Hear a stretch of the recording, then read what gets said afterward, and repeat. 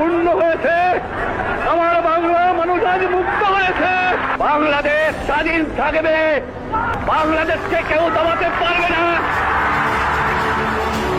আমি একটু বেকায়দায় পড়ে যাই।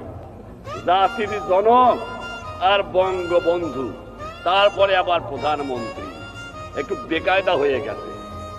খালি যদি আগের মতো শেখ মুজিবুর থাকতাম, তবে লাল ঘোড়া আমি দাবড়ায় যেতাম। এখন হয়ে গেছি জাতির পিতার বঙ্গবন্ধু। আমারে বলে বঙ্গবন্ধু কঠোর হও। কারে মারবো, কারে মারবো? যার দিকে যাই তার মনে হয় ও তো আমার। তোরা নাহি শুনে ধর্মের কাহিনী, কত বক্তৃতা করলাম।